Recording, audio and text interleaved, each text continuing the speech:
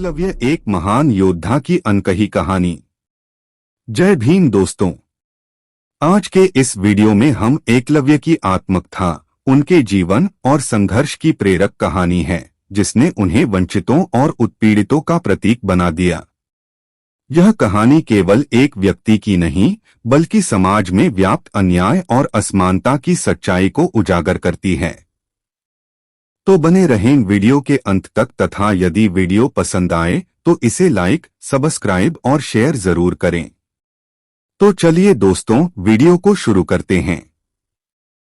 जाने अनजाने द्विजों ने एकलव्य के रूप में एक ऐसे मिथक की रचना कर दी जो उनके आराध्य मिथकों की तरह कपटी और हत्यारा नहीं है और वंचितों का प्रतिनिधित्व करते हुए द्विजों के क्रूर चेहरे को बेनकाब करता है। कौन थे एकलव्य और क्या थी उनकी कहानी? सुना रहे हैं राजकिशोर। मुझे नहीं पता था कि मैं इतना मशहूर हो जाऊंगा कि मुझे अपनी पूरी कहानी लिखनी पड़ेगी। लेकिन इतिहास किसी को पूरी तरह भुला नहीं देता, न किसी अन्याय को मिट्टी के नीचे गाड़ने देता है। हर घटना बोलती है, लेकिन हो सकता है उसकी आवाज तत्काल न सुनी जाए या हजारों वर्ष बाद सुनी जाए। मेरा किस्सा बहुत पुराना है, पर आज उसमें जान आई है और वह करोड़ों पिछड़ों, आदिवासियों और दलितों की प्रेरणा का स्रोत बन गई है।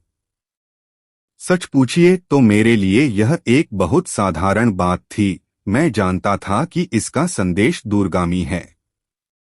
अगर इस तरह की घटना अकेले मेरे साथ हुई होती तो इसे एक बूढ़े चिंतित आचार्य द्वारा अपनी असुरक्षा की भावना को दूर करने का प्रयत्न मानकर भुला दिया गया होता। लेकिन मेरे समय में यह आम बात थी। इतिहास के पास इतनी जगह नहीं होती कि वह एक एक आदमी का किस्सा दर्ज करे। वह सिर्फ उन्हीं घटनाओं और प्रवृत्तियों पर फोकस करता है जिनसे मनुष्यता का भावी इतिहास कुछ सीख सके। मेरा किस्सा भी कुछ ऐसा ही है। वैसे मैं कोई मामूली आदमी नहीं था। मेरे पिता हिरण्यधनु निषादों के राजा थे। उनका राज्य, जो श्रृंगबेर के नाम से प्रसिद्ध था, बहुत दूर तक फैला हुआ था। अन्य राज्यों के बारे में जो सूचनाएं हमारे पास आती थीं, उन पर हमें हंसी आ जाती थी। दूसरे राजा कितनी शान शौकत के साथ रहते थे। बड़े बड़े महलों में उनकी दर्जनों पत्नियां रहा करती थीं। प्रजा को डराने के लिए उनके पास एक बड़ी सेना होती थी। वे जिसे चाहे उसने अपराध किया हो या नहीं, दंडित कर सकते थे। यह सब हमारी संस्कृति के बिल्कुल विपरीत था। हम मानते थे कि राजा को प्रजा की तरह ही रहना चाहिए। इसीलिए हमारे पास कोई भवन नहीं था, न नौकर नौकरानियों का जत्था था। हम एक साधारण सी झोपड़ी में रहते थे जिसे मेरे दादाजी ने अपने हाथों से बनाया था। बरसात के दिनों में कुछ मरम्मत की जरूरत होती थी तो मेरे पिता और माँ खुद जुट जाते थे। मैं भी सहयोग करता था। मुझे रस्सी बटने में महारत हासिल थी। तब तक हम लोगों ने खेती की कला नहीं सीखी थी। हम फलों और कंदमूलों पर निर्भर रहते थे। सुना है हमारे पूर्वज पेट भरने के लिए जानवरों का शिकार भी किया करते थे। यह मेरे जन्म लेने के करीब 50 साल पहले एक संत महाराज को बहुत अखरा। उन्हें लोग प्यार से बाबा कहते थे। सो बाबा ने एक दिन खूब बड़ी पंचायत बुलाकर लोगों को संदेश दिया कि जैसे धरती माँ ने हमें पैदा किया है, वैसे ही उसने जानवरों को भी पैदा किया है। हमारा जीवन जितना मूल्यवान है, उतना ही जानवरों का जीवन भी मूल्यवान है। इसलिए हमें उनकी हत्या नहीं करनी चाहिए। हत्या तो जानवरों को भी हमारी नहीं करनी चाहिए, पर धरती माँ ने उन्हें इतना बुद्धिमान नहीं बनाया है। ऐसा क्यों किया, यह हम नहीं जानते। जैसे हम यह नहीं जानते कि पेड़ों पर हमेशा फल क्यों नहीं लगते, खास मौसम में ही क्यों लगते हैं, या दिन कैसे होता है और रात कैसे होती है। हम यह भी नहीं जानते कि आसमान में डूबने के बाद सूरज कहाँ चला जाता है और एक रात बाद फिर कैसे आसमान में चमकने लगता है। हमारी जानकारी बहुत कम है हो सकता है हमारे वंशज बहुत सी नई चीजों का पता लगा लें। लेकिन अभी हम इतना तो जानते ही हैं कि जैसे कोई भेड़िया हम पर हमला करता है तो हमें तकलीफ होती है, वैसे ही हम किसी भेड़िए पर बर्छा फेंकते हैं तो उसे भी तकलीफ होती होगी। हम कितने ही पशुओं को मरने के पहले तड़पते हुए देखते हैं। तो हम ऐसा कोई काम करें जिससे किसी को तकलीफ हो। पेट भरने के लिए धरती माँ ने इतने पेड़ पौधे उगा रखे हैं। जमीन के अंदर भी खाने को बहुत कुछ मिल जाता है। इसलिए आप लोग अभी से जानवरों का शिकार करना बंद कर दें। बाबा के इस व्याख्यान से बहुत बवाल हुआ।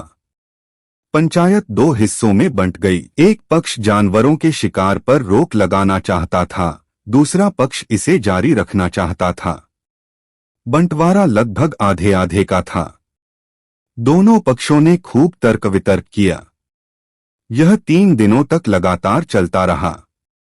कहते हैं कि दोनों तरफ तर्क इतने प्रबल थे कि दूसरे पक्ष का तर्क सुनकर एक पक्ष के कुछ लोग दूसरे पक्ष में चले जाते थे और पहले पक्ष का तर्क सुनकर दूसरे पक्ष के लोग पहले पक्ष में, कुछ अपने मूल पक्ष में लौट भी जाते थे, क्योंकि दोनों पक्षों के पास अपने अपने समर्थन में शक्तिशाली तर्क थे।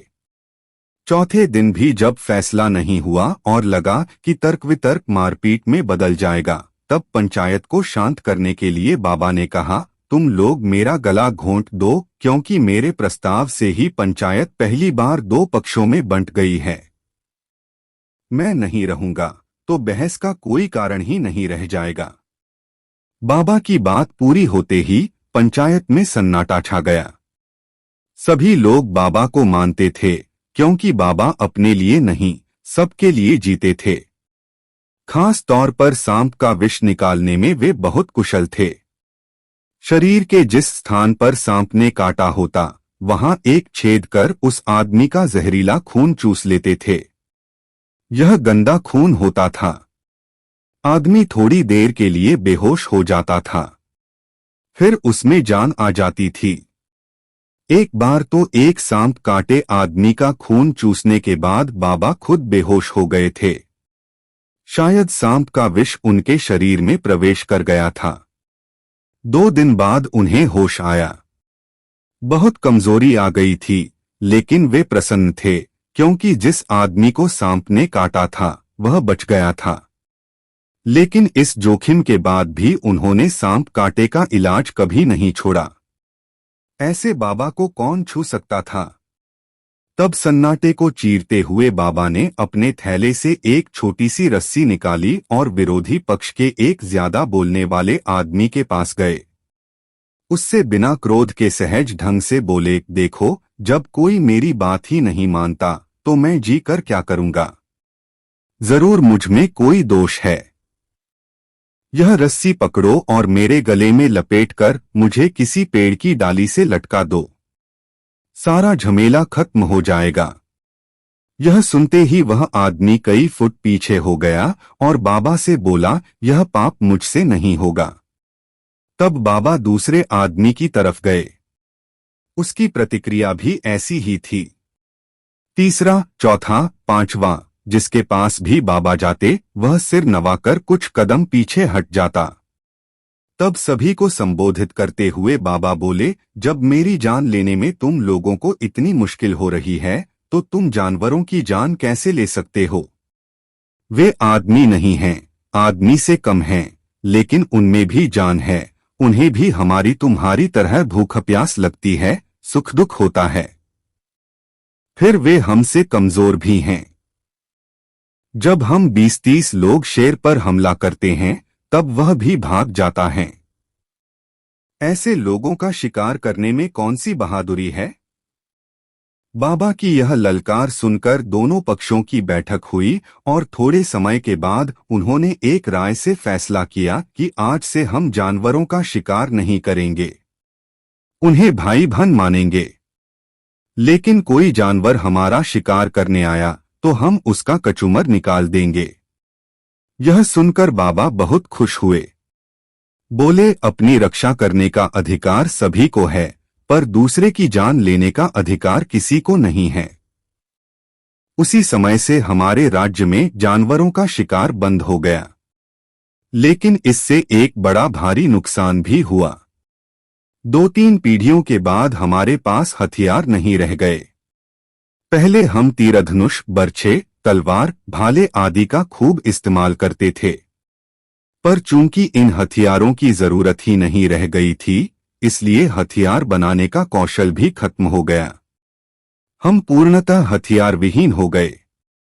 हमारे पास सिर्फ लाठी रह गई थी। आत्मरक्षा के लिए वह पर्याप्त थी।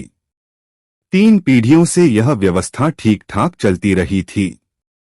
पर एक शाम मैंने देखा कि मेरे पिताजी सुबक रहे हैं।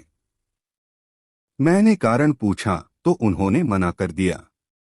बोले, तुम अभी बच्चे हो, तुम्हें क्या बताऊं? जाओ, खा पी कर सो जाओ। लेकिन मुझे नींद नहीं आई। रात भर सोचता रहा कि क्या हुआ होगा, क्योंकि पिताजी को रोते हुए मैंने इसके पहले कभी नहीं देखा था। वे हमेशा खुश रहते थे। अगले दिन मैं घटना का पता लगाने में जुट गया।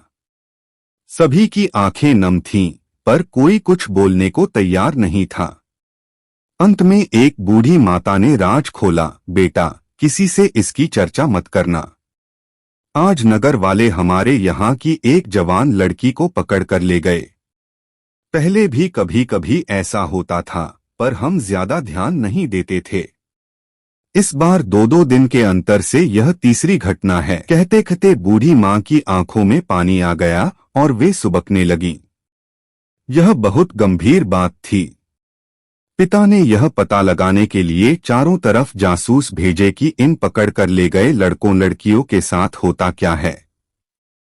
जासूसों ने लौट कर बताया कि इनसे कड़ी मेहनत कराई जाती है और इन्हें खाना बहुत कम दिया जाता है। लड़कियों के साथ जबरदस्ती भी की जाती है। वे नहीं मानती तो प्रहरियों से कहकर उनके हाथ पांव बांध दिए जाते हैं और उन्हें पलंग पर लिटाकर उनके साथ मनमानी की जाती है। अन्य समय में लड़कियों से भी बहुत काम कराया जाता है। अब मेरी समझ में आया कि पिता क्यों सुबक रहे थे। हमारे पास सिर्फ लाठियां थी, उनके पास तरह तरह के लोहे के हथियार थे। हम उन पर हमला कर दें तो हमारी ही नुकसान होगा। लड़के लड़कियों को पकड़कर जबरदस्ती ले जाने की घटनाएं धीरे धीरे बढ़ने लगीं, तो यह पूरे राज्य के लिए चिंताजनक बात हो गई। लोग आपस में चर्चा करते, फिर उदास होकर अपनी अपनी झोपड़ी में लौट जाते। किसी की समझ में नहीं आता था कि क्या किया जाए। एक दिन बहुत बड़ी पंचायत बुलाई गई और उसमें राजा यानी मेरे पिता को भी बुलाया गया। मैंने भी साथ चलने का हठ किया। पहले पिताजी ने मना किया, फिर ले जाने के लिए राजी हो गए। यदि वीडियो पसंद आया है तो इसे लाइक, सब्सक्राइब और शेयर जरूर करें तथा कमेंट में अपनी पहचान जरूर दें। धन्यवाद।